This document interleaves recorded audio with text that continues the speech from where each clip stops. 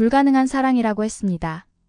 17살 스위스 소녀와 20살 한국 청년, 10개월간 화면으로만 만났던 두 사람. 그런데 그 한국 남자가 실제로 스위스로 날아왔습니다. 가족들은 경계했고 친구들은 말렸습니다. 하지만 3년 후 그 소녀는 모든 것을 뒤로하고 대한민국행 비행기에 몸을 실었습니다. 도대체 한국에서 무슨 일이 벌어진 걸까요? 그녀가 인생을 걸고 선택한 대한민국의 진짜 모습은 무엇이었을까요? 그 전에 잠깐 좋아요와 구독 버튼을 눌러주세요. 그럼 오늘의 사연 시작합니다.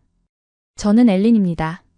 스위스 로잔 근처의 작은 마을 생프레에서 태어나 자랐어요. 알프스 산맥이 한눈에 보이는 조용한 마을이었죠. 매일 아침 창문을 열면 눈 덮인 산봉우리들이 햇살을 받아 반짝이는 모습을 볼 수 있었습니다. 공기는 맑았고 거리는 깨끗했으며 모든 것이 질서정연했어요.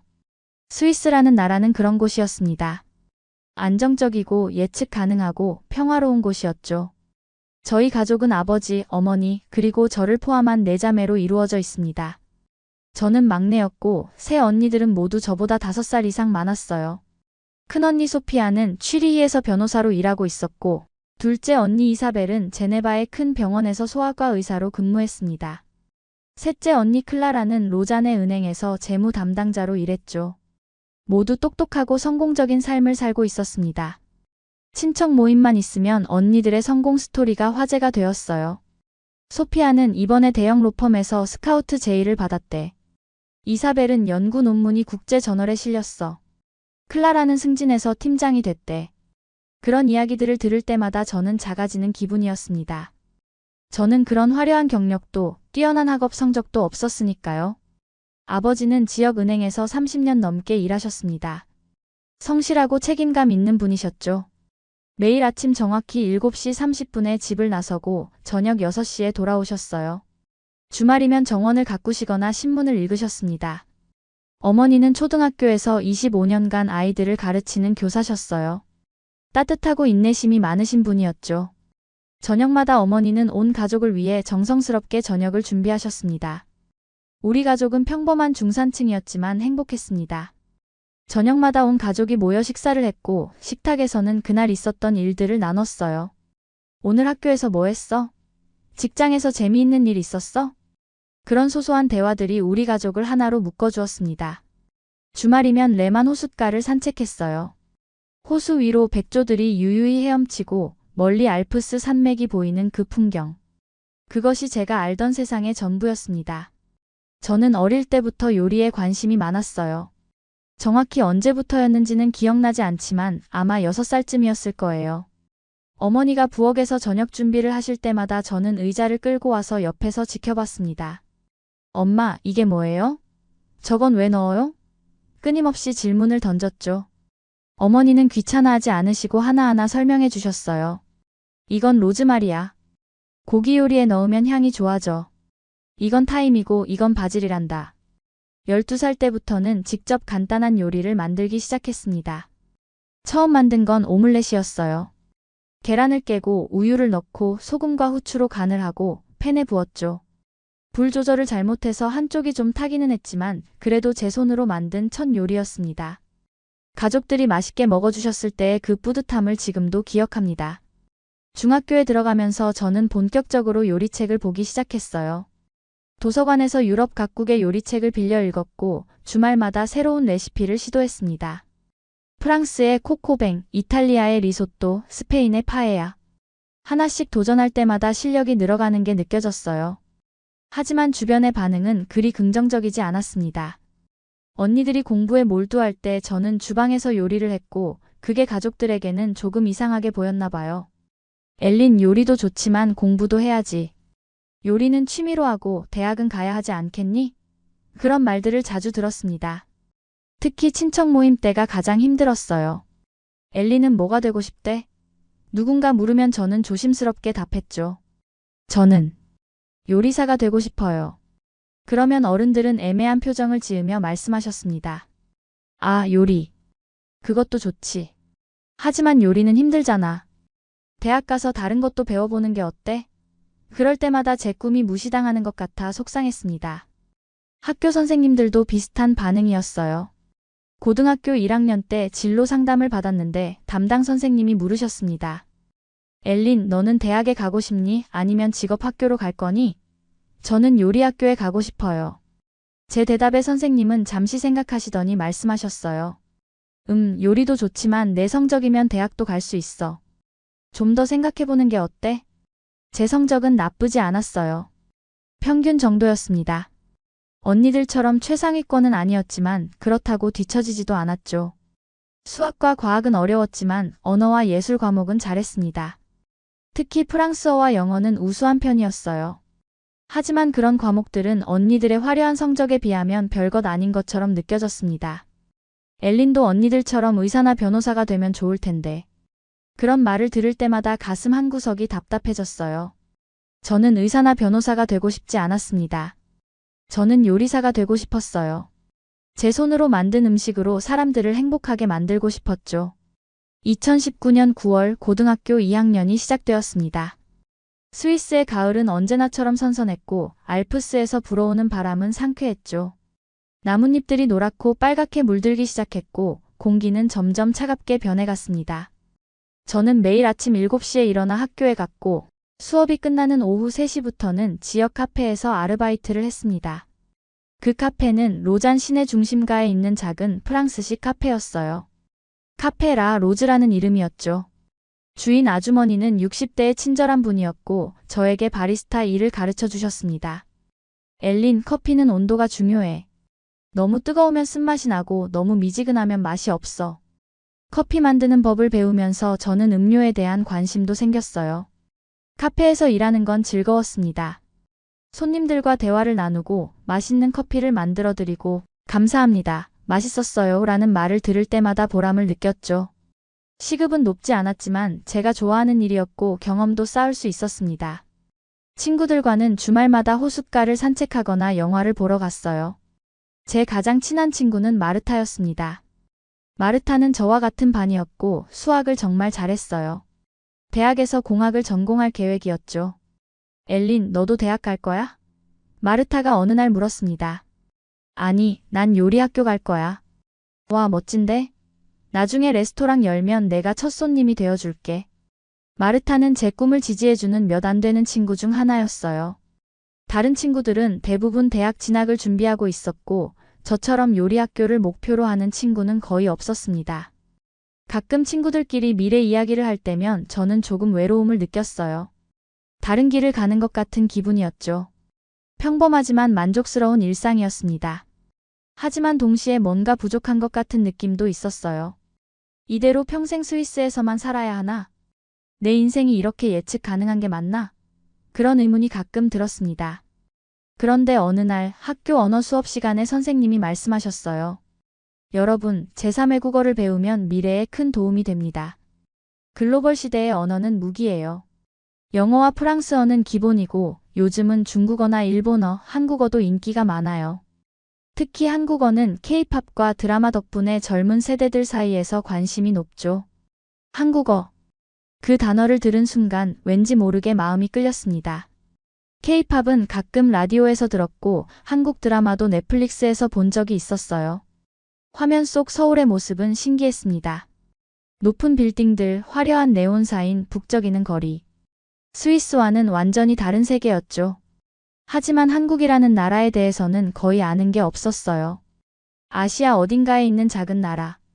K-팝과 드라마가 유명한 곳. 그 정도의 인식뿐이었죠. 지리적으로 어디에 있는지, 수도가 뭔지, 인구가 얼마나 되는지, 어떤 역사를 가졌는지 전혀 몰랐습니다. 호기심이 생긴 저는 그날 집에 돌아와 인터넷을 검색했습니다. 한국이라고 치자 수많은 정보가 나왔어요. 대한민국, 수도 서울, 인구 5천만 명, 반도체와 자동차 산업 강국, K-팝과 한류의 중심지. 사진들을 보니 정말 멋있었습니다.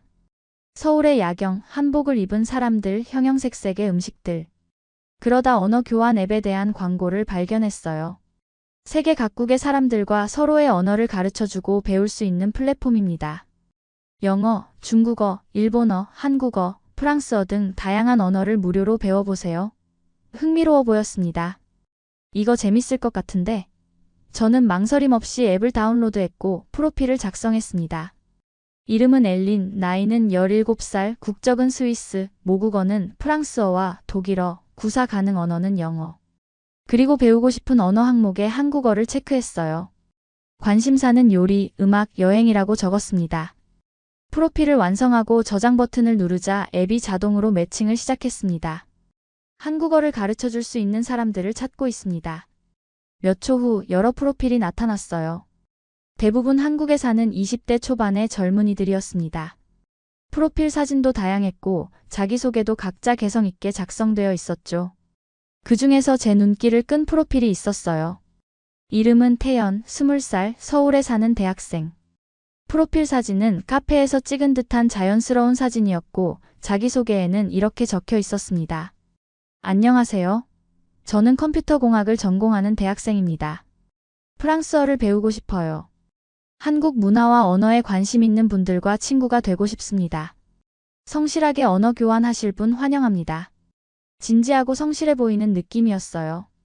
다른 프로필들은 너무 가볍거나 별 내용이 없었는데 태연의 프로필은 뭔가 신뢰가 갔습니다. 저는 메시지를 보낼까 말까 고민하다가 용기를 내어 보냈습니다. 안녕하세요. 저는 스위스에서 온 엘린이에요. 17살이고 한국어를 배우고 싶어요. 프랑스어 도와드릴 수 있어요. 같이 공부해요. 메시지를 보낸 후 저는 가슴이 두근거렸어요. 답장이 올까? 혹시 이상하게 생각하지는 않을까? 온갖 생각이 머릿속을 스쳤죠. 2019년 10월 15일. 정확히 기억합니다. 그날 저녁 9시쯤 핸드폰에 알림이 왔어요. 심장이 쿵하고 뛰었습니다. 앱을 열어보니 태연의 답장이 와 있었어요. 안녕하세요, 엘린. 메시지 고마워요. 저는 태연이라고 합니다. 한국에서 온 대학생이에요. 프랑스어를 배우고 싶은데 도와주실 수 있나요? 저도 한국어 가르쳐 드릴게요. 스위스라니 정말 멋진 나라죠. 알프스 산맥도 있고 사진으로밖에 못 봤지만 언젠가 꼭 가보고 싶어요. 영어로 쓰인 짧은 답장이었지만 정중하고 따뜻한 느낌이 들었습니다. 저는 바로 답장을 보냈죠. 네, 물론이죠. 프랑스어 기꺼이 가르쳐 드릴게요. 한국어도 열심히 배우고 싶어요. 스위스 정말 예쁘죠. 한국은 어떤 곳인가요? 저는 한국에 대해 잘 몰라요. 그렇게 우리의 대화가 시작되었습니다. 처음 며칠은 정말 단순한 언어 교환이었어요. 저는 태연에게 프랑스어 기초를 가르쳐줬습니다. 번주는 안녕하세요, 머시는 감사합니다. 카멘트 ALL이지 마이너스 분은 어떻게 지내세요? 라는 뜻이에요. 태연은 열심히 따라했고 발음이 틀릴 때마다 웃으며 다시 연습했어요. 태연은 저에게 한글을 알려줬습니다. 한글은 자음과 모음으로 이루어져 있어요. 기역, 니은, 디귿. 이렇게요. 그리고 이것들을 조합하면 글자가 돼요. 가, 나, 다. 처음엔 정말 어려웠습니다. 알파벳과 완전히 다른 문자 체계였으니까요. 하지만 신기하기도 했어요. 동그라미, 네모, 선들이 모여서 글자가 되다니. 안녕하세요, 감사합니다, 사랑해요. 하나씩 배워가는 게 신기하고 재밌었습니다. 태연은 인내심 있게 가르쳐줬어요. 엘린, 정말 잘하고 있어요. 한글 배우기 쉽지 않은데 빨리 배우시네요. 하지만 시간이 지나면서 우리의 대화는 단순한 언어 교환을 넘어섰어요. 일주일쯤 지났을 때 태연이 물었습니다. 엘린, 스위스는 지금 날씨가 어때요? 쌀쌀해지고 있어요. 가을이거든요. 한국은요? 여기도 가을이에요. 단풍이 정말 예뻐요. 산이 빨갛고 노랗게 물들었어요. 그렇게 우리는 날씨 이야기를 시작으로 점점 더 깊은 대화를 나누게 되었습니다. 학교 이야기, 친구 이야기, 가족 이야기. 서로의 일상을 공유하기 시작했죠. 태연은 서울에 있는 한 대학에서 컴퓨터 공학을 전공하고 있었어요. 저는 소프트웨어 개발자가 되고 싶어요. 프로그래밍이 재밌어요. 코드를 짜면 그게 실제로 작동하잖아요. 마법 같아요. 태연의 목소리에는 열정이 가득했습니다. 학비는 부모님이 많이 도와주시지만 자신의 용돈과 생활비는 스스로 벌고 싶다고 했어요. 그래서 주말마다 편의점에서 아르바이트를 하고 있다고 했습니다.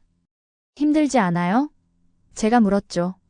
가끔 피곤하긴 한데 제 돈으로 제가 원하는 걸 살 수 있다는 게 좋아요. 그리고 일하면서 다양한 사람들을 만나는 것도 재밌어요. 태연의 성실함이 느껴졌습니다. 20살의 나이에 학업과 아르바이트를 병행하면서도 긍정적인 태도를 유지하는 모습이 인상적이었어요. 저도 제 이야기를 털어놨습니다. 요리사가 되고 싶지만 주변의 기대와 다른 길을 가는 것에 대한 두려움. 언니들과 비교당하는 것에 대한 스트레스. 다들 저한테 대학 가라고 하는데 전 요리를 배우고 싶어요. 근데 가끔 제가 잘못된 선택을 하는 건 아닌가 싶어요. 태연은 진지하게 들어주었고 응원해줬습니다. 엘린, 당신의 꿈은 당신 것이에요. 다른 사람의 기대에 맞출 필요 없어요. 자신이 사랑하는 일을 하는 게 가장 중요해요. 제 생각엔 요리사도 정말 멋진 직업이에요. 사람들을 행복하게 만드는 일이잖아요. 그 말이 얼마나 위로가 되었는지 몰라요. 저를 이해해주고 제 편이 되어주는 사람이 있다는 게 감사했습니다. 가족이나 친구들도 저를 사랑하지만 때로는 제 꿈을 진심으로 지지해준다는 느낌을 받지 못했거든요. 하지만 태연은 달랐습니다. 매일 밤 우리는 대화를 나눴습니다. 시차 때문에 태연은 주로 아침에, 저는 저녁에 메시지를 보냈죠. 스위스와 한국은 7시간의 시차가 있었어요. 제가 저녁 9시에 메시지를 보내면 태연은 다음날 아침 4시에 그 메시지를 받는 셈이었죠. 하지만 태연은 아침에 일어나자마자 답장을 보내줬어요. 하루도 빠짐없이 연락이 이어졌습니다. 주말에는 더 길게 대화를 나눴어요. 화상통화도 시작했습니다. 처음 화상통화를 했을 때 저는 정말 떨렸어요. 안녕하세요, 엘린. 화면 속 태연은 밝게 웃고 있었습니다. 프로필 사진보다 실제 모습이 더 좋아 보였어요. 안녕하세요, 태연. 저도 웃으며 인사했죠.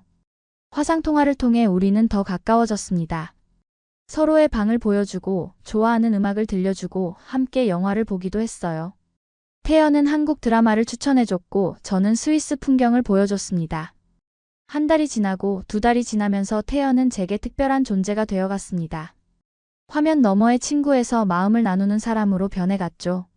태연의 목소리를 듣는 것만으로도 하루가 기분 좋아졌고 태연이 보낸 메시지를 읽으면 웃음이 나왔어요. 11월이 되자 스위스는 추워졌습니다. 눈이 내리기 시작했고 거리는 하얗게 뒤덮였어요. 저는 태연에게 눈 오는 모습을 영상으로 찍어 보냈습니다. 와, 정말 예쁘다. 한국도 눈이 오긴 하는데 스위스만큼은 아니야. 태연은 감탄하며 말했어요. 태연도 서울의 모습을 보여줬습니다. 밤의 서울은 정말 화려했어요.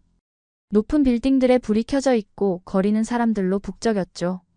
한국은 정말 활기차 보여. 제가 말하자 태연이 답했습니다. 응, 한국은 빨라. 모든 게 빨리 움직이고 빨리 변해. 때로는 피곤하기도 하지만 그만큼 재밌어. 12월이 되었고 크리스마스가 다가왔습니다. 저는 태연에게 작은 선물을 보내고 싶었어요. 하지만 국제 배송은 시간도 오래 걸리고 비용도 많이 들었죠. 그래서 디지털 선물을 준비했습니다. 제가 직접 부른 크리스마스 캐럴을 녹음해서 보냈어요. 프랑스어 버전과 영어 버전 2개를 준비했죠. 엘린, 이거 정말 감동이야. 내 목소리 너무 예쁘다. 고마워. 태연의 메시지를 받았을 때 가슴이 따뜻해졌습니다. 태연도 저에게 선물을 줬어요. 한국의 전통 음악을 현대적으로 재해석한 곡들을 모아 플레이리스트로 만들어줬습니다. 이 음악들 들어봐. 한국의 아름다움이 담겨 있어. 들어보니 정말 멋있었어요. 전통 악기의 소리와 현대 음악이 어우러져 독특한 매력을 만들어냈죠. 2019년 12월 말 어느 추운 겨울 저녁이었어요. 저는 평소처럼 태연과 화상통화를 하고 있었습니다. 그런데 태연이 평소와 다른 진지한 표정을 짓고 있었어요. 엘린, 나 너한테 할 말이 있어. 심장이 두근거렸습니다. 뭔데? 태연은 잠시 침묵하더니 말했습니다. 너 보고 싶어. 진짜로. 화면으로만 보는 게 답답해. 너무 답답해. 내 옆에서 같이 걷고 싶고 같이 밥 먹고 싶고 진짜 내 손을 잡고 싶어. 제 얼굴이 빨개졌습니다. 저도 같은 마음이었거든요. 나도 그래. 제가 조심스럽게 답하자 태연이 다시 말했습니다. 엘린, 이번 겨울방학에 스위스로 갈 수 있을 것 같아. 2주 정도 있을 수 있을 거야. 너 만나줄래? 그 순간 머릿속이 하얘졌습니다. 10개월 동안 화면으로만 만나던 사람이 실제로 저를 만나러 온다고요? 한국에서 스위스까지? 그건 1만 킬로미터가 넘는 거리였어요. 비행기로 12시간이 넘게 걸리는 거리. 그 먼 길을 저를 만나러 온다고요? 진심이야? 저는 믿을 수 없다는 듯 물었죠. 응, 진심이야. 비행기표 이미 예약했어. 1월 10일에 도착할 예정이야. 아르바이트 하면서 모은 돈이랑 부모님께 조금 도움받아서 갈 수 있어. 엘린, 꼭 만나고 싶어. 태연의 눈에는 진심이 가득했습니다. 저도 눈물이 날 것 같았어요. 너무 기쁘고 동시에 두려웠습니다. 기쁨과 동시에 두려움이 밀려왔어요. 만약 실제로 만났을 때 실망하면 어떡하죠? 만약 우리가 생각했던 것과 다르면? 화면으로 볼 때는 좋았는데 직접 만나면 어색할 수도 있잖아요. 하지만 동시에 가슴이 뛰었습니다. 태연을 직접 만날 수 있다는 사실의 설렘을 감출 수 없었어요. 태연 정말 올 거야? 진짜? 응, 진짜. 약속해. 태연이 확실하게 답했습니다. 다음 날 저는 부모님께 말씀드려야 했습니다. 저녁 식사 시간에 용기를 내어 말을 꺼냈어요. 엄마, 아빠, 제가 온라인으로 만난 친구가 한국에서 스위스로 올 거예요. 잠깐 만나도 될까요? 식탁이 조용해졌습니다. 아버지가 포크를 내려놓으시고 저를 보셨어요. 한국에서? 남자야, 여자야? 남자예요.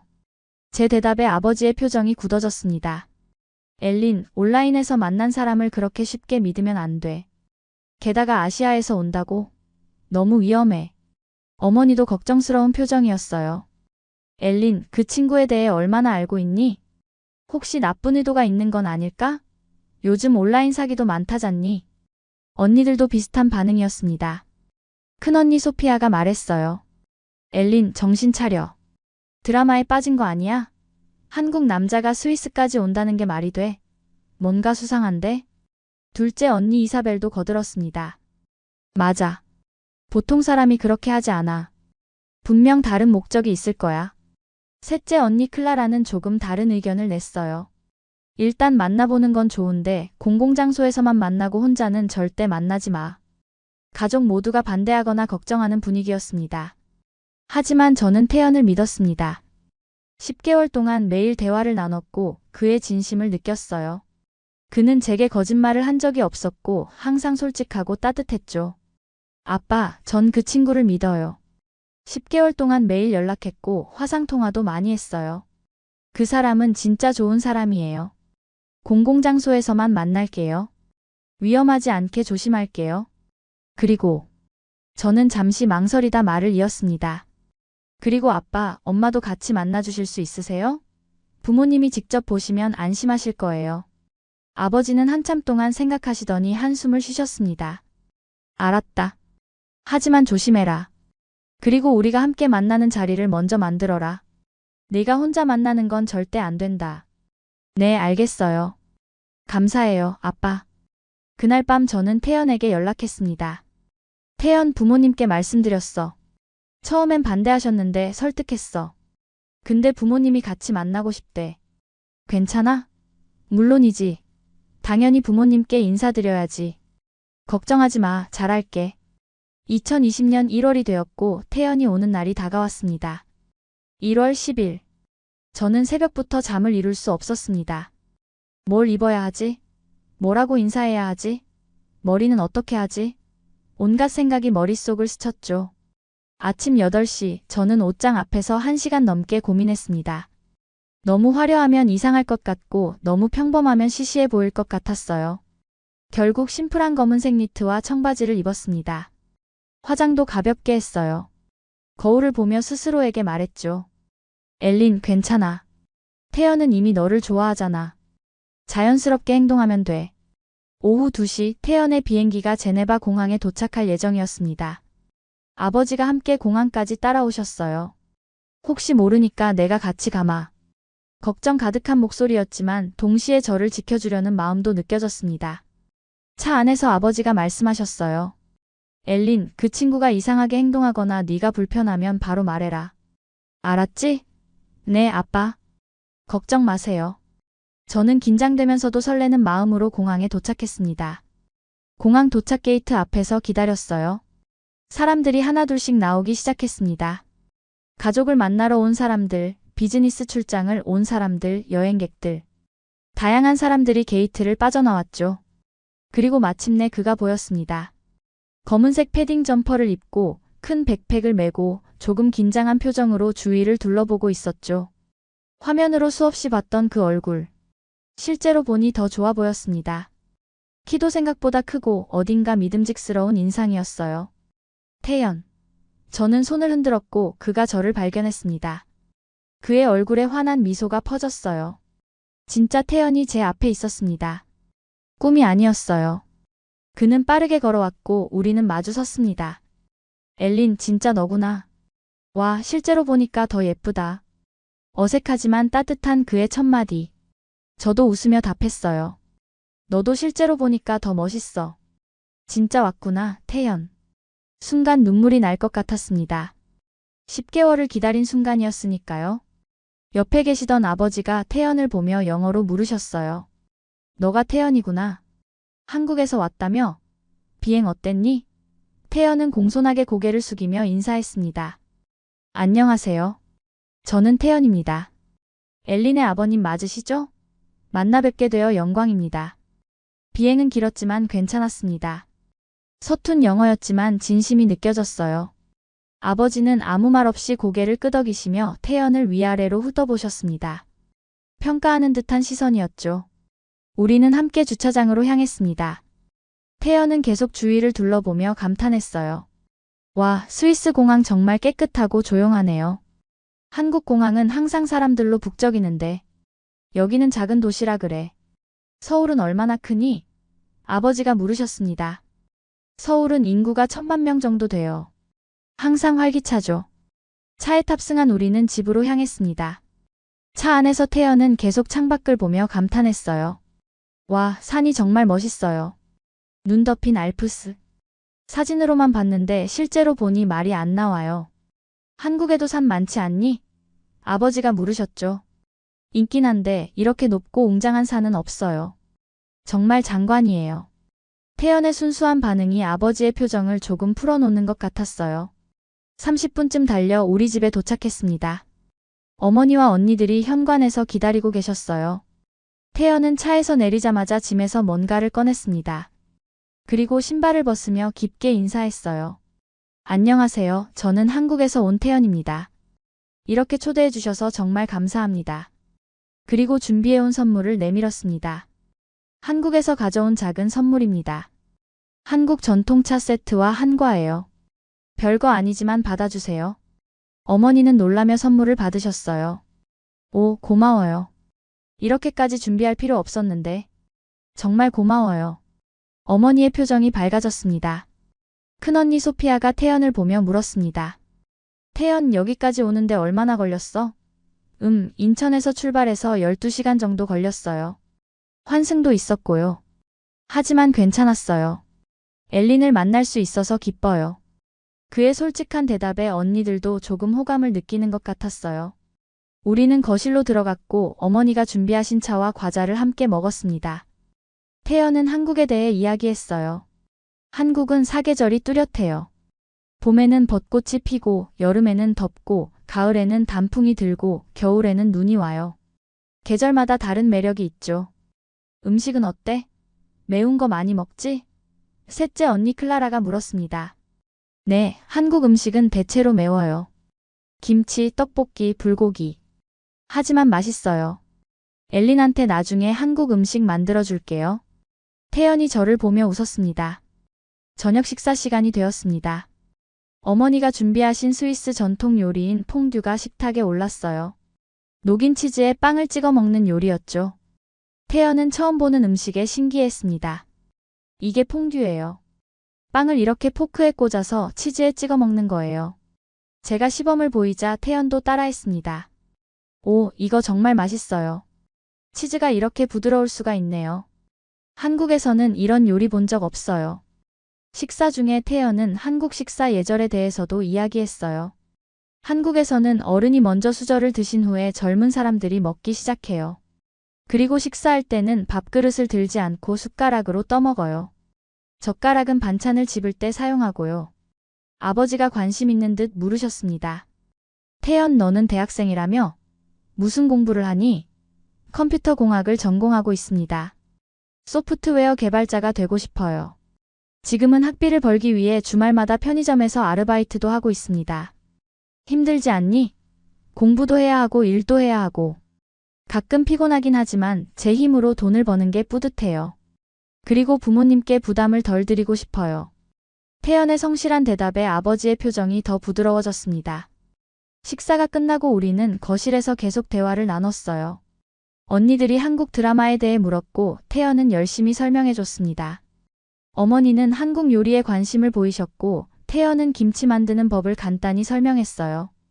밤 9시쯤 되자 태연이 일어서며 말했습니다. 오늘 정말 감사했습니다. 이제 호텔로 가봐야 할 것 같아요. 너무 오래 있으면 폐가 될까 봐요. 호텔은 어디에 예약했니? 아버지가 물으셨습니다. 로잔 시내의 작은 호텔이요. 걸어서 15분 정도 거리예요. 그럼 내가 데려다 줄게. 아버지가 차키를 들고 일어나셨습니다. 호텔까지 가는 차 안에서 아버지가 태연에게 말씀하셨어요. 태연, 여기까지 오느라 수고했다. 내일 다시 보자. 네, 감사합니다.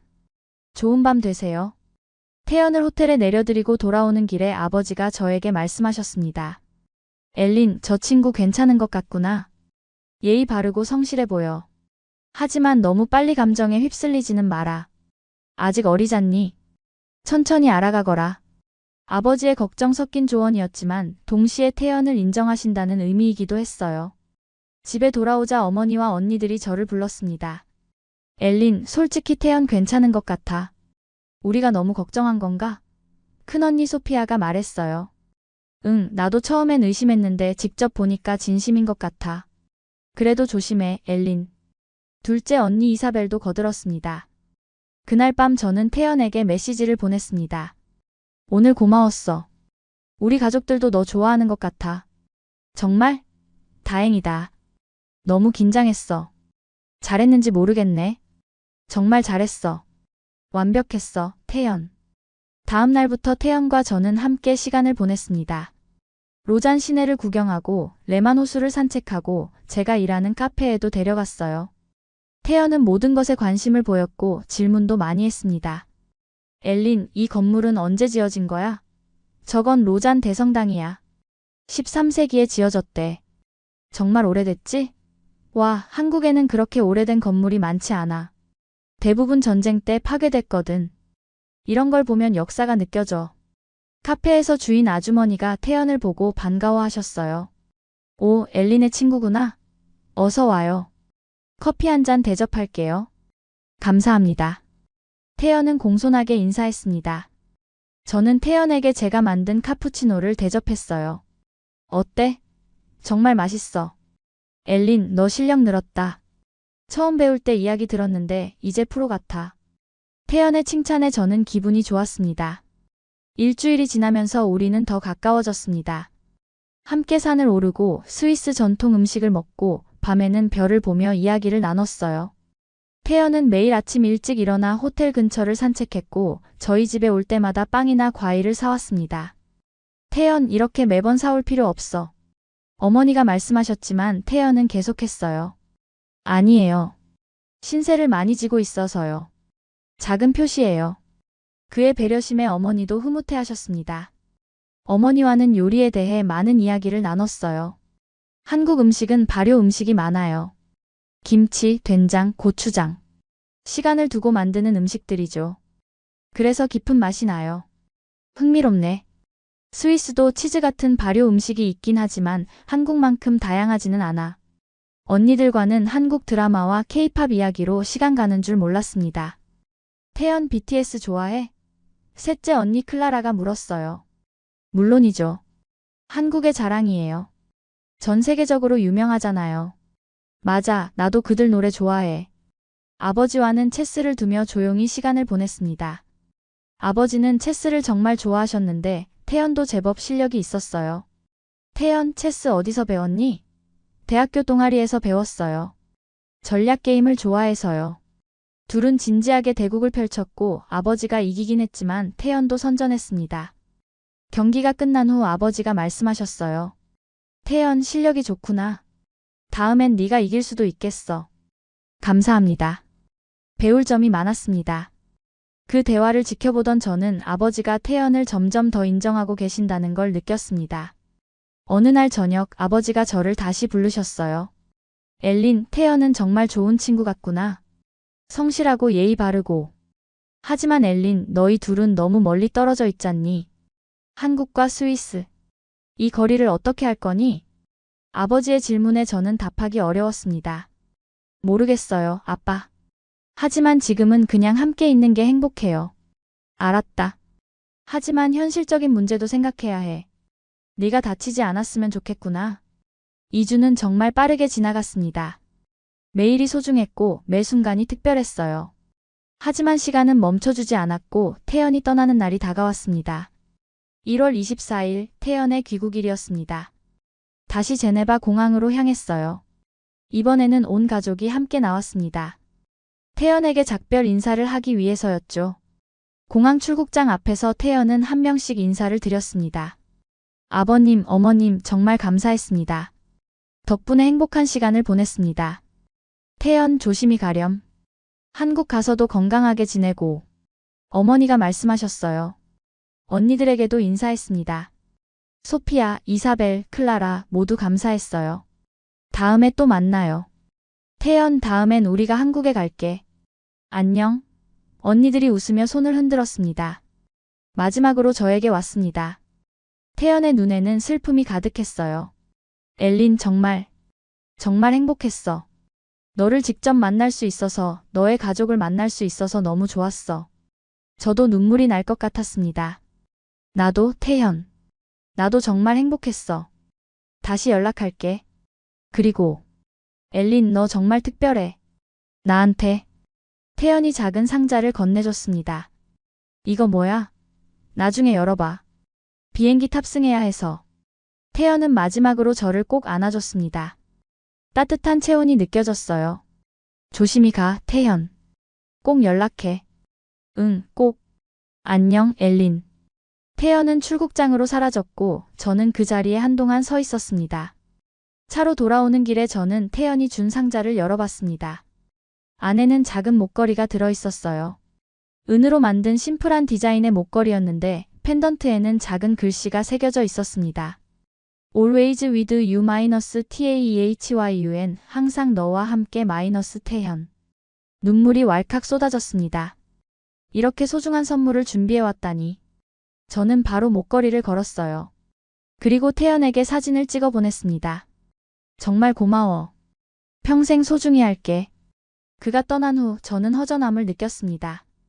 겨우 2주였지만 그와 함께한 시간은 제 인생에서 가장 행복한 순간 중 하나였어요. 집으로 돌아와 방에 들어가자 태연과 함께 찍은 사진들이 눈에 들어왔습니다. 레만 호수에서, 산에서, 카페에서 찍은 사진들.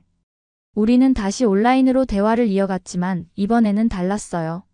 서로에 대한 감정이 더 깊어졌고 그리움도 훨씬 컸죠. 엘린, 너 없으니까 너무 외로워. 스위스가 꿈만 같아. 진짜 있었던 일이 맞나 싶어. 나도 그래. 내가 여기 있었던 게 신기해. 다시 보고 싶어, 태연. 2020년 3월 세상이 갑자기 변했습니다. 코로나19라는 바이러스가 전 세계를 강타했어요. 중국에서 시작된 이 바이러스는 빠르게 유럽과 전 세계로 퍼져나갔습니다. 국경이 닫히기 시작했고 여행이 금지되었어요. 스위스도 봉쇄 조치가 내려졌고 학교도 문을 닫았습니다.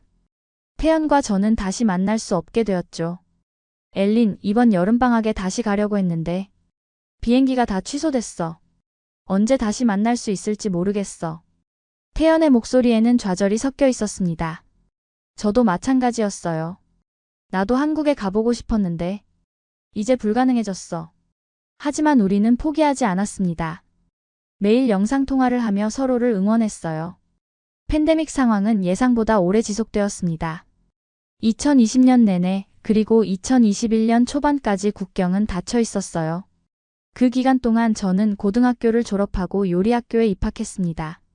정식으로 요리를 배우기 시작한 거죠. 요리학교는 정말 즐거웠습니다. 비록 온라인 수업이 많았지만 실습 시간에는 직접 요리를 만들 수 있었어요. 프랑스 요리, 이탈리아 요리, 스페인 요리. 다양한 유럽 요리를 배웠고 실력도 많이 늘었습니다. 저는 제가 만든 요리 사진을 태연에게 보냈어요. 오늘 코코백 만들었어. 어때? 와, 정말 맛있어 보여. 나도 먹고 싶다. 엘린, 나중에 나한테도 만들어줘. 물론이지. 꼭 만들어줄게. 태연도 대학을 졸업했습니다. 2021년 2월 태연은 컴퓨터 공학 학위를 받았고 곧바로 취직 준비에 들어갔어요. 엘린, 나 면접 봤어. 반도체 회사인데 결과는 다음 주에 나온대. 잘 됐으면 좋겠다. 너라면 충분히 합격할 수 있어. 다행히 태연은 합격했습니다. 서울에 있는 한 대기업 반도체 부문에 소프트웨어 개발자로 입사하게 된 거죠. 엘린, 합격했어. 나 이제 직장인이야. 태연의 기쁨이 화면 너머로도 느껴졌습니다. 축하해, 태연. 정말 자랑스러워. 우리는 각자의 자리에서 성장하고 있었습니다. 하지만 만날 수 없다는 사실은 여전히 괴로웠어요.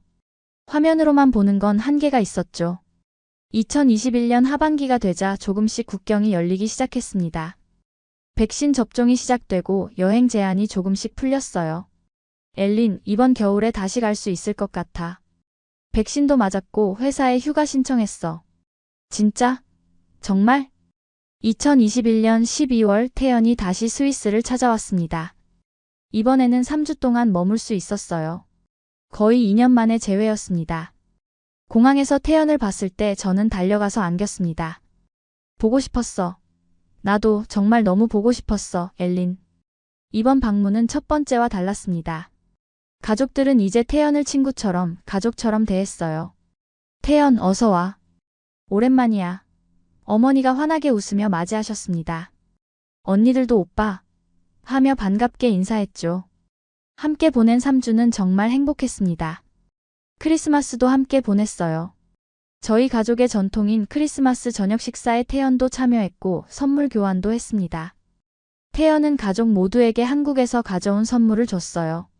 그 방문 기간 동안 태연은 저에게 진지하게 물었습니다. 엘린, 나 한국에 와볼 생각 없어? 내가 사는 곳을 보여주고 싶어. 내 직장도, 내 친구들도, 한국의 모든 것을 너에게 보여주고 싶어. 한국. 그 나라는 여전히 저에게 조금은 먼 곳이었어요. 하지만 태연과 함께라면 두렵지 않았습니다. 응, 가보고 싶어. 네가 사는 곳이 정말 궁금해. 근데 어떻게 가지? 관광 비자는 짧잖아.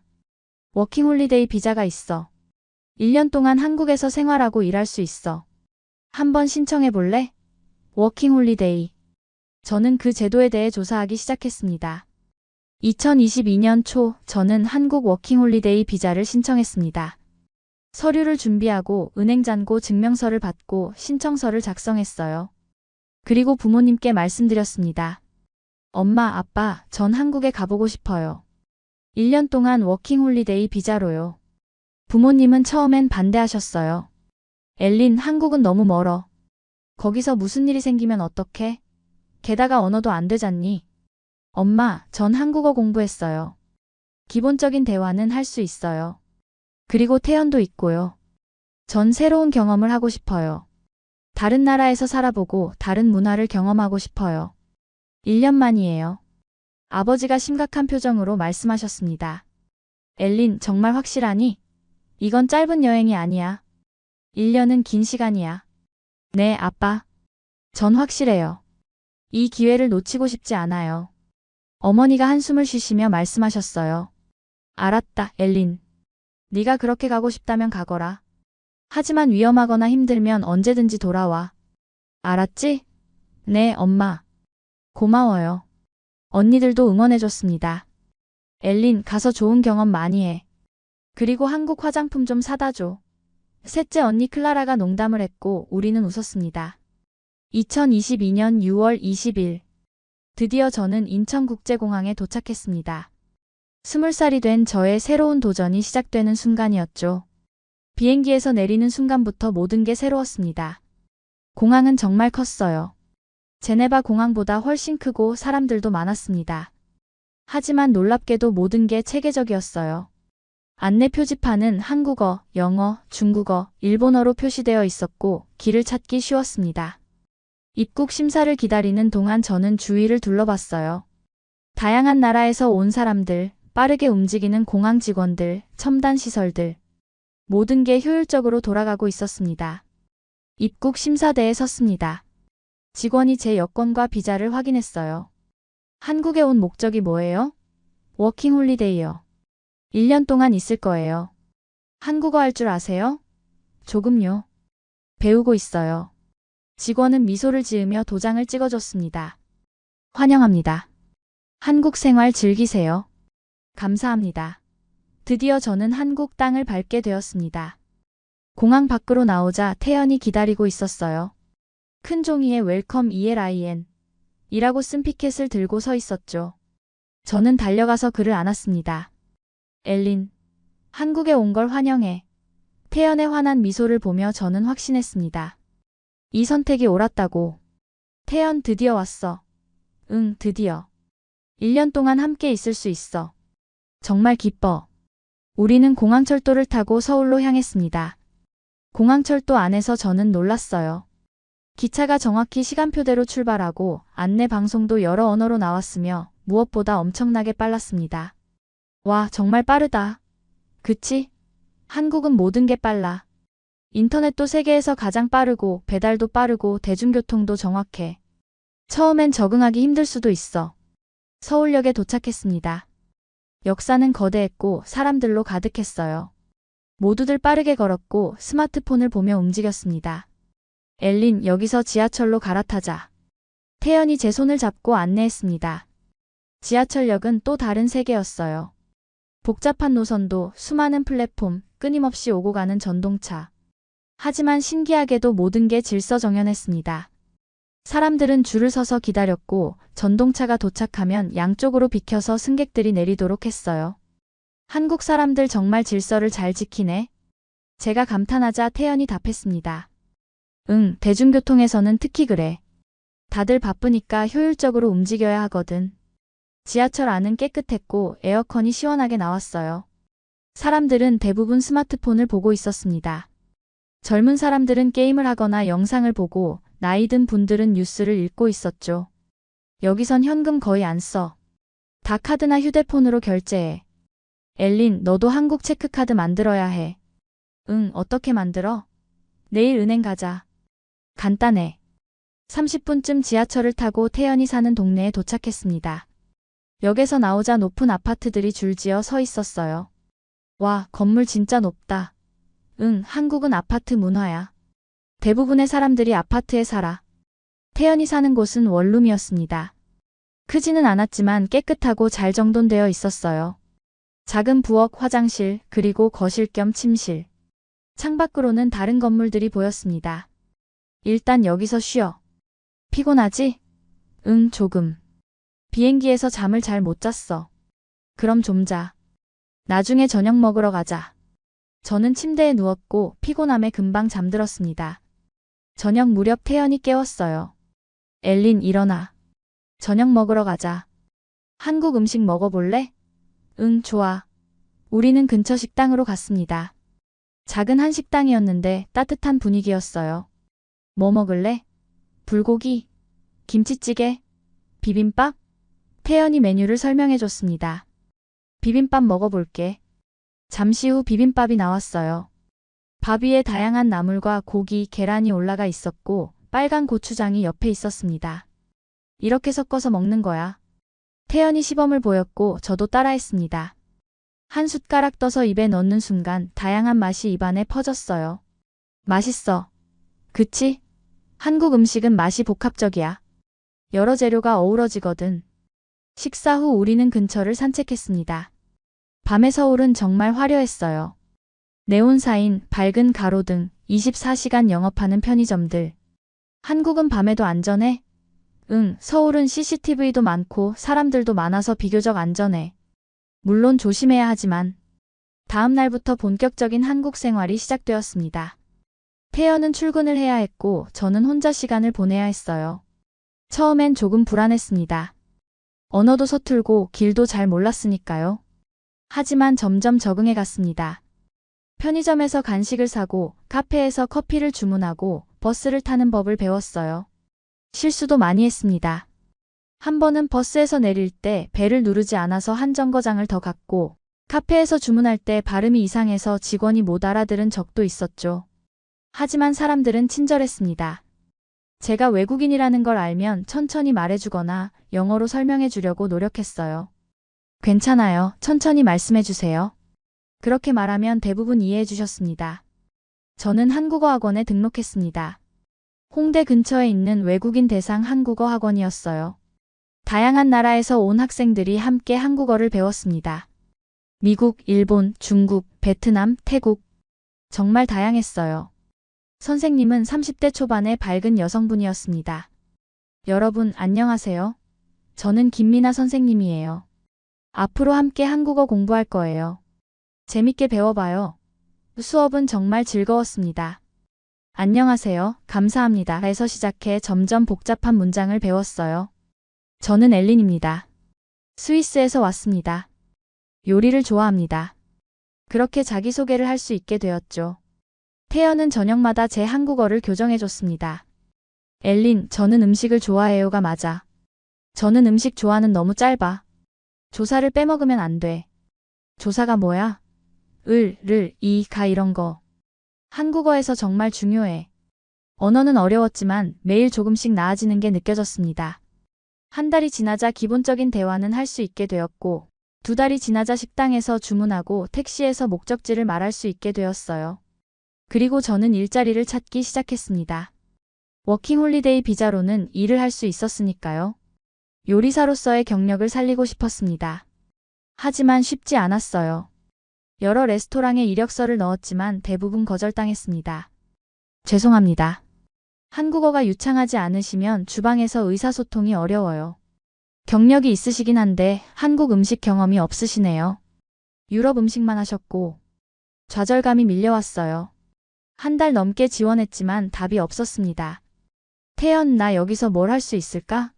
언어도 안 되고 일자리도 없고 내가 너무 무리한 선택을 한 건 아닐까? 눈물이 날 것 같았습니다. 태연은 저를 안아주며 말했어요. 엘린, 포기하지 마. 너는 할 수 있어. 시간이 필요할 뿐이야. 나도 처음 회사 들어갔을 때 정말 힘들었어. 선배들 말도 잘못 알아듣고 실수도 많이 했어. 하지만 버텼고 지금은 괜찮아. 넌 나보다 더 강해. 꼭 될 거야. 그의 응원에 힘을 얻어 저는 다시 도전했습니다. 그리고 2022년 8월 말 드디어 한 프랑스 레스토랑에서 연락이 왔어요. 엘린 씨, 이력서 봤습니다. 스위스 출신이시고 유럽 요리 경험이 많으시네요.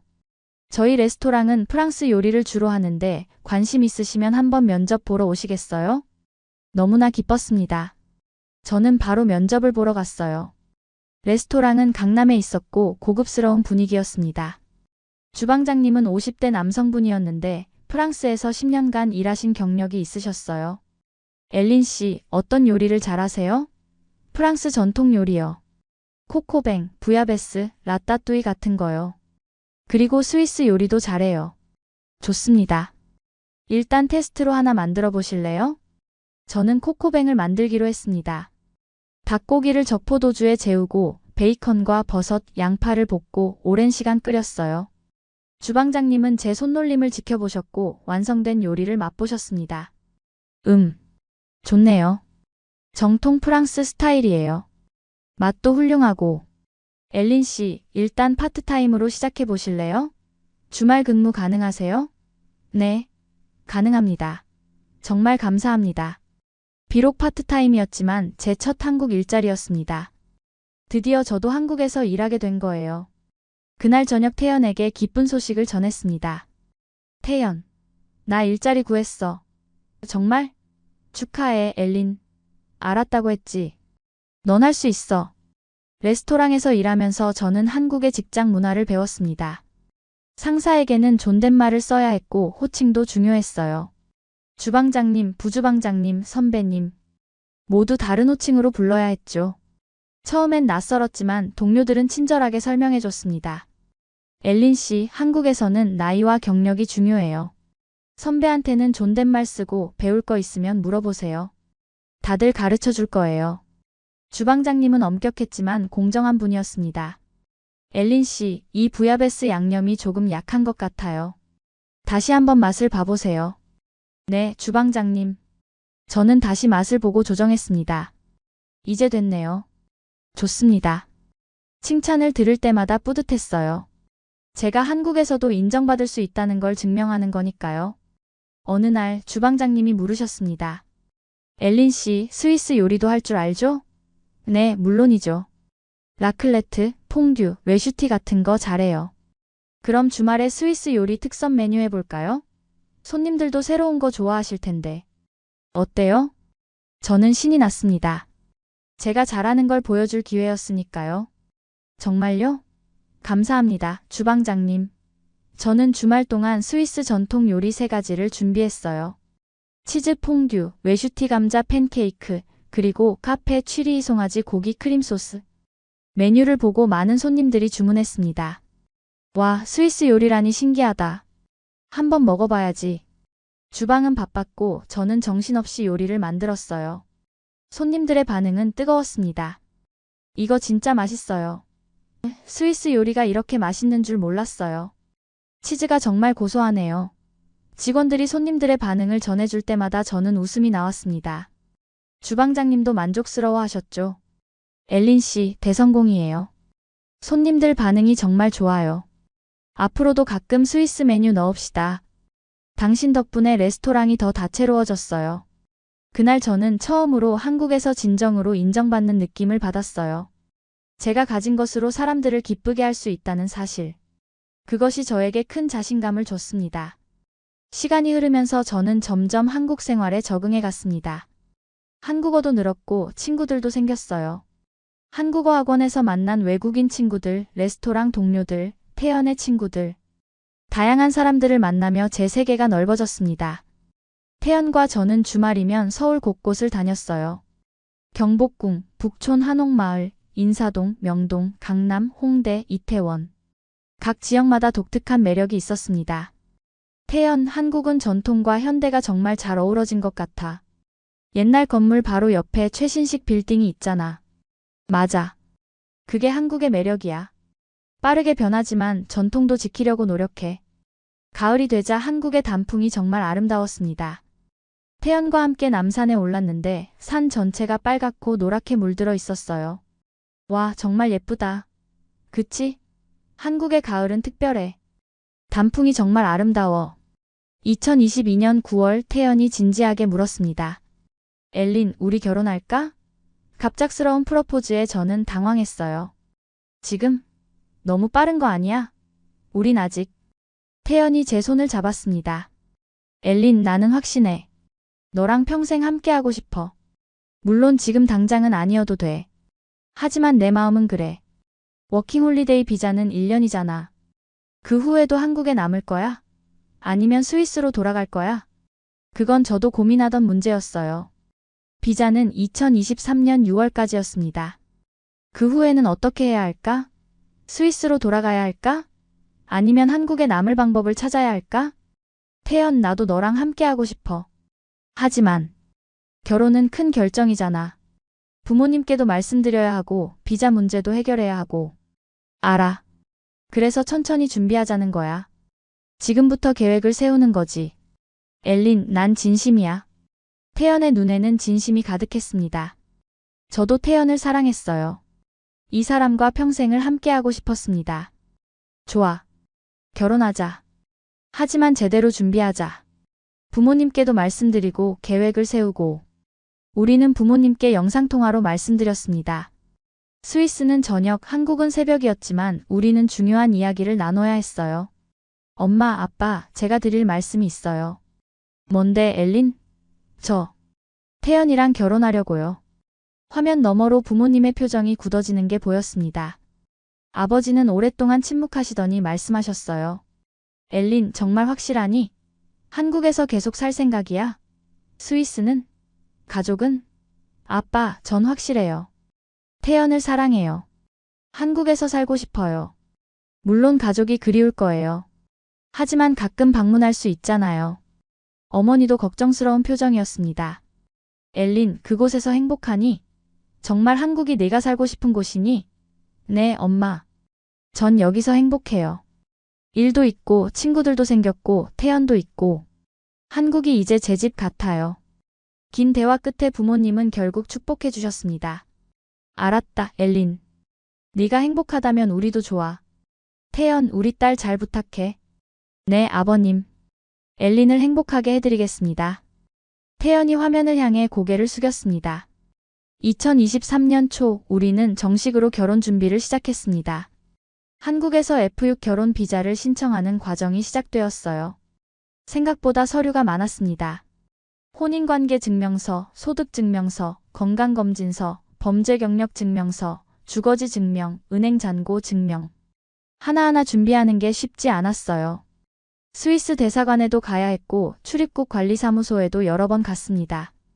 태연은 입사한 지 1년이 조금 넘었고 소득이 그리 많지 않았어요. 저도 파트타임이라 수입이 적었죠. F6 비자를 받으려면 일정 수준의 소득이나 재산을 증명해야 했는데 우리 둘 다 그 조건을 완벽히 충족하지는 못했습니다. 태연, 우리 소득이 부족하면 어떡해? 비자 안 나오면?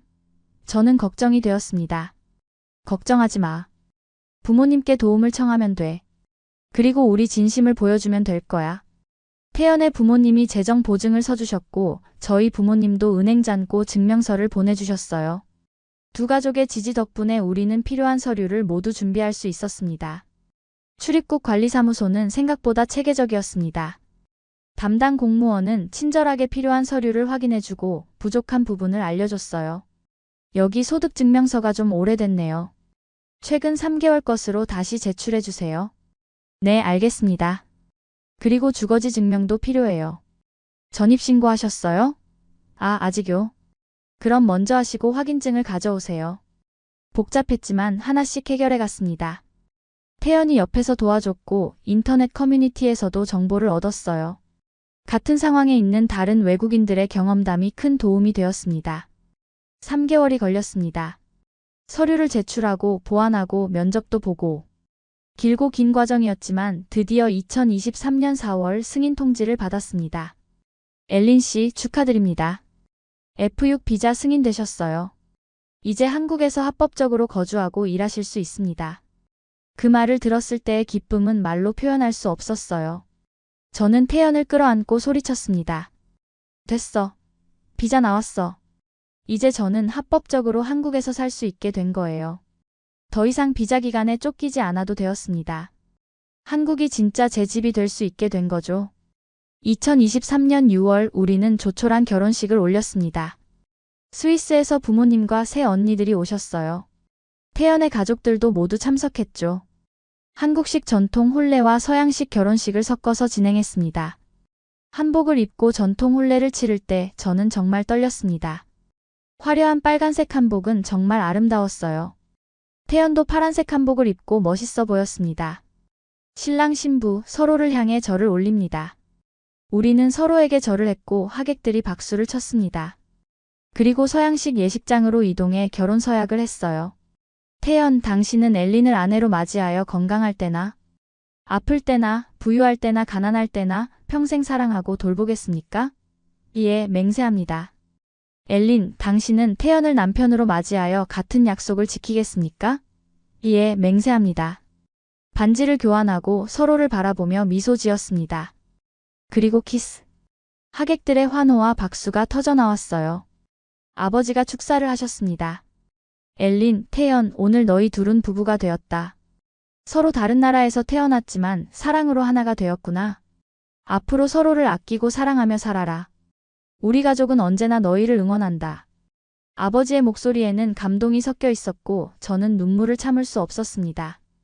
결혼 후 우리는 서울 근교의 신혼부부 행복주택에 입주했습니다. 한국 정부에서 신혼부부를 위해 제공하는 저렴한 임대주택이었어요. 신청 과정도 비교적 간단했습니다. 온라인으로 신청서를 작성하고 필요한 서류를 제출하고 추첨을 기다렸죠. 다행히 우리는 당첨되었고 합리적인 가격에 좋은 집을 얻을 수 있었습니다. 보증금은 3천만 원, 월세는 30만 원 정도였어요. 시중 가격에 비하면 정말 저렴한 수준이었죠. 태연, 이렇게 좋은 집을 이 가격에 얻다니 믿기지 않아. 응, 한국 정부가 신혼부부를 많이 지원해주거든. 저출산 문제가 심각해서 젊은 부부들을 돕는 정책이 많아. 집은 전용 면적 50제곱미터 정도였어요. 작은 부엌, 거실, 침실, 화장실. 그리고 햇볕이 잘 드는 베란다. 우리에게는 완벽한 공간이었습니다. 저는 베란다에 작은 화분들을 놓고 허브를 키우기 시작했어요. 바질, 로즈마리, 타임, 민트. 엘린, 여기서 로즈마리 키우는 거야? 태연이 신기하게 물었습니다. 응, 요리할 때 쓰려고. 신선한 허브가 최고잖아. 집을 꾸미는 것도 재미있었어요. 이케아에 가서 가구를 사고 다이소에서 소품을 사고 조금씩 우리만의 공간을 만들어 갔습니다. 벽에는 스위스와 한국에서 찍은 사진들을 걸었어요. 레스토랑에서 저는 정규직으로 전환되었습니다. 주방장님이 제안하셨어요. 엘린 씨, 정규직으로 전환하실래요? 실력도 좋고 성실하시고 손님들 반응도 좋아요. 우리 레스토랑에 꼭 필요한 사람이에요. 정말요? 감사합니다, 주방장님. 정규직이 되면서 급여도 올랐고 4대 보험도 적용되었습니다. 안정적인 일자리를 갖게 된 거죠. 그리고 저는 주말마다 프랑스 요리 클래스를 열기 시작했어요. 작은 공간을 빌려서 한국 사람들에게 유럽 요리를 가르치는 거였습니다. 처음에는 학생이 3명뿐이었어요. 하지만 입소문이 나면서 점점 늘어났습니다. 선생님, 이 요리 정말 맛있어요. 집에서도 해볼게요. 오늘 배운 퐁듀 가족들한테 만들어줬더니 다들 좋아했어요. 학생들의 밝은 표정을 볼 때마다 보람을 느꼈어요. 제가 가진 기술로 다른 사람들을 가르치고 그들이 행복해하는 모습. 그게 저에게는 큰 기쁨이었습니다. 태연은 회사에서 성실히 일했습니다. 매일 아침 7시에 출근해서 저녁 6시에 퇴근했어요. 가끔 야근도 있었지만 대체로 규칙적인 생활이었죠. 오늘 프로젝트 잘 마무리됐어. 팀장님이 칭찬하셨어. 태연이 피곤한 얼굴로도 웃으며 말할 때 저는 그의 노력이 자랑스러웠습니다. 고생했어, 태연. 오늘 저녁은 내가 특별히 준비했어. 우리는 함께 한국 생활에 적응해 갔어요. 주말이면 전통시장에 가서 장을 봤습니다. 처음엔 시끄럽고 복잡해 보였던 시장이 이제는 정겹게 느껴졌어요. 언니, 이거 얼마예요? 제 서툰 한국어에도 상인 아주머니들은 친절하게 대해주셨습니다. 아이고, 외국인이네. 한국말 잘하네. 예쁘다, 예쁘어. 이거 더 담아줄게. 서비스야, 서비스.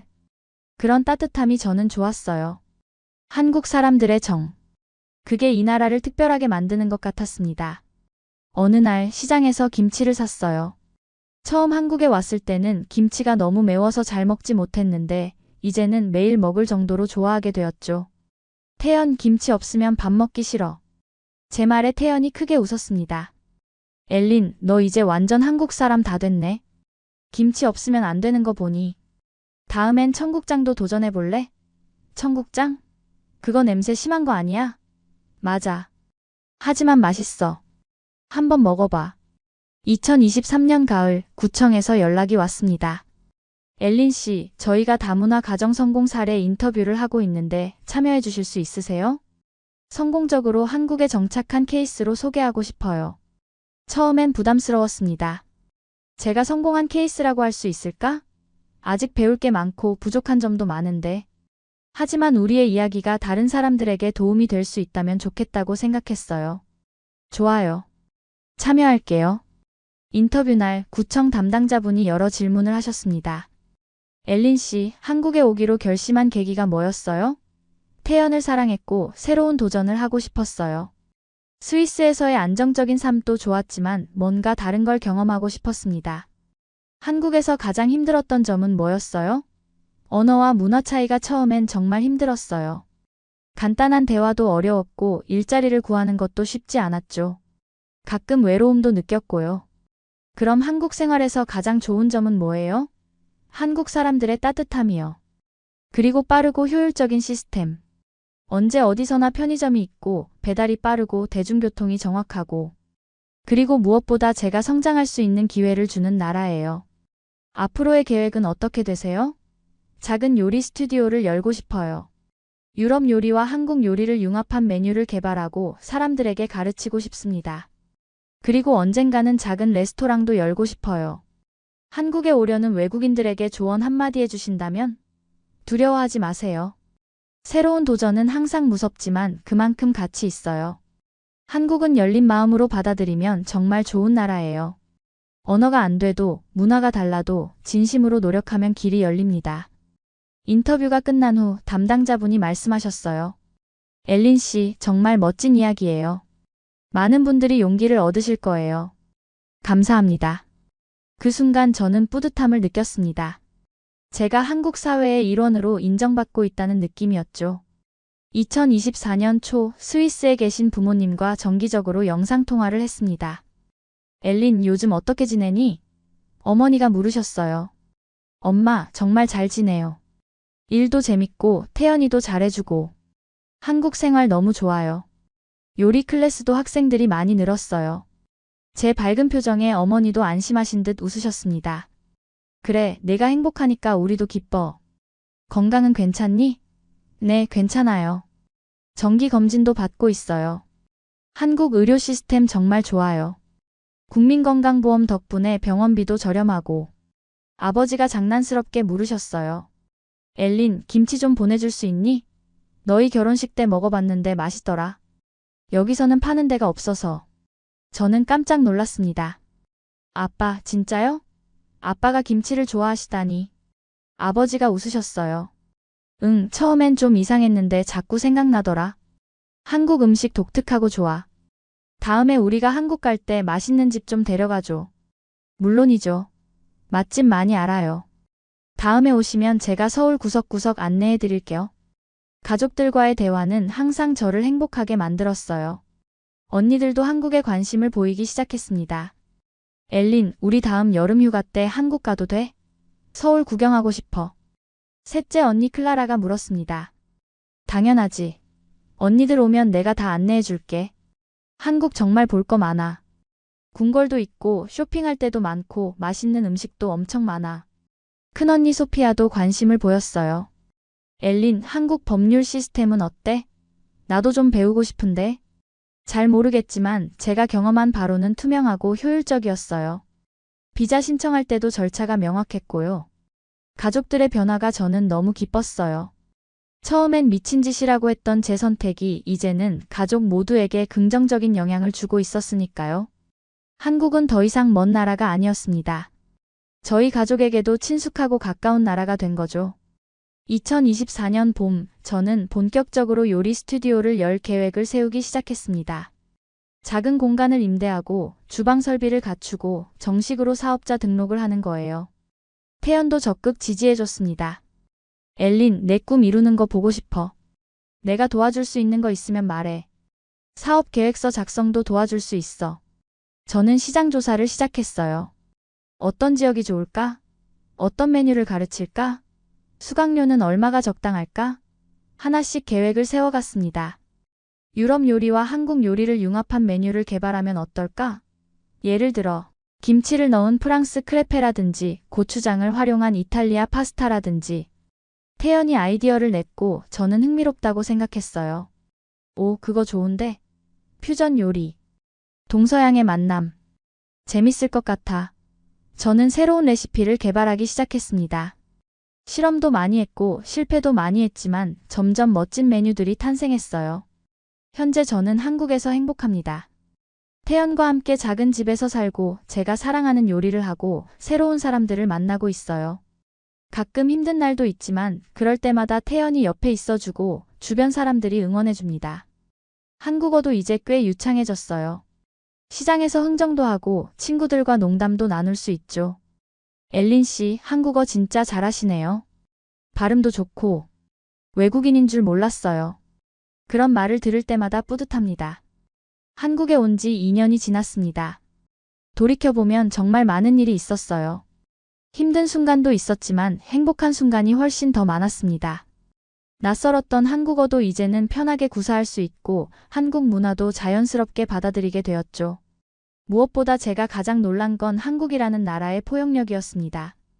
외국인인 저를 따뜻하게 받아주고 기회를 주고 함께 성장할 수 있도록 도와준 이 나라.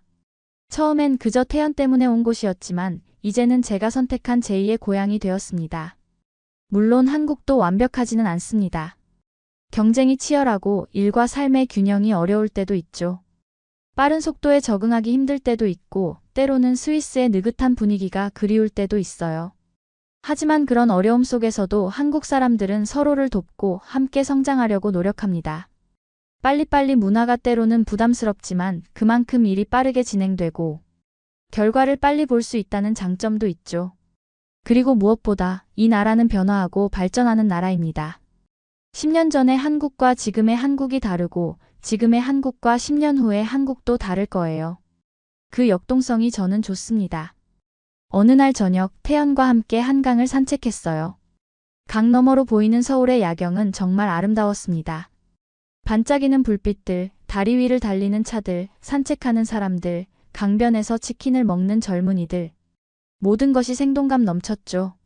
태연 고마워. 제가 갑자기 말했어요. 뭐가? 태연이 고개를 갸웃거렸습니다. 날 한국으로 데려와줘서. 새로운 세상을 보여줘서. 내 인생을 바꿔줘서. 네가 없었으면 나는 아직도 스위스에서 고민만 하고 있었을 거야. 태연이 제 손을 꼭 잡았습니다. 엘린, 나도 고마워. 네가 내 삶에 들어와줘서. 용기 내서 한국까지 와줘서. 함께 해줘서. 너는 내 인생 최고의 선물이야. 우리는 한동안 말없이 강을 바라봤습니다. 바람이 불어왔고 저는 깊이 숨을 들이마셨어요. 한국의 공기, 한국의 밤, 한국의 모든 것. 이제는 낯설지 않았습니다. 집처럼 편안했죠. 마지막으로 이 이야기를 듣고 계신 여러분께 말씀드리고 싶어요. 인생은 정말 예측 불가능합니다. 저도 17살 때는 제가 한국에서 살게 될 줄 꿈에도 몰랐어요. 앱으로 만난 한 남자가 제 인생을 완전히 바꿀 줄도 몰랐죠. 하지만 마음을 열고 새로운 것을 받아들이면 놀라운 일들이 일어납니다. 저는 용기를 내서 한국행 비행기에 올랐고 그것이 제 인생 최고의 결정이 되었습니다. 혹시 지금 한국이라는 나라를 망설이고 계신가요? 낯선 문화가 두렵나요? 언어가 걱정되나요? 저도 처음엔 그랬어요. 하지만 지금 돌이켜보면 그 두려움은 도전할 가치가 있었습니다.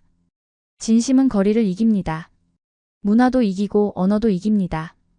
태연과 저의 이야기가 그 증거예요.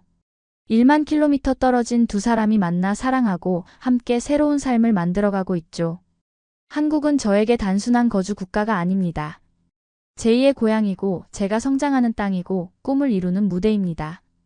이 나라는 저를 따뜻하게 받아주었고 기회를 주었고 함께 성장할 수 있도록 도와주었어요. 물론 모든 게 완벽하지는 않았어요. 힘든 순간도 많았고 포기하고 싶을 때도 있었습니다. 하지만 그 모든 순간이 저를 더 강하게 만들었고 지금의 제가 있게 했죠. 혹시 지금 누군가를 사랑하고 있나요? 혹시 새로운 도전을 망설이고 있나요? 제 이야기가 작은 용기가 되었으면 좋겠습니다. 두려워 말고 마음이 이끄는 곳으로 가세요. 진심을 다하면 길은 열립니다. 저는 엘린입니다. 스위스에서 태어났지만 한국에서 다시 태어난 사람. 그리고 이제는 자랑스럽게 말할 수 있어요. 저는 한국을 사랑합니다. 이 나라가, 이 문화가, 이 사람들이 저를 특별하게 만들어 주었어요. 여러분도 한국에 오세요. 그리고 직접 경험해 보세요. 이 나라의 따뜻함, 역동성, 아름다움을. 여러분의 인생도 바뀔 수 있습니다. 저처럼요. 태연과 저는 앞으로도 함께 꿈을 향해 나아갈 거예요. 요리 스튜디오를 열고 언젠가는 작은 레스토랑도 열고 아이도 낳고 한국과 스위스의 문화를 모두 경험하는 아이를 키우며 행복하게 살 거예요. 이 감동적인 이야기가 마음에 드셨다면 좋아요와 구독 부탁드립니다. 그리고 여러분의 경험과 생각을 댓글로 남겨주세요. 혹시 여러분도 비슷한 경험이 있으신가요? 혹시 한국에 대해 궁금한 점이 있으신가요? 함께 이야기 나눠요. 긴 시간 시청해주셔서 정말 감사합니다. 여러분 모두 행복하시길 바랍니다. 그리고 기억하세요. 진심은 모든 것을 이깁니다. 안녕히 계세요.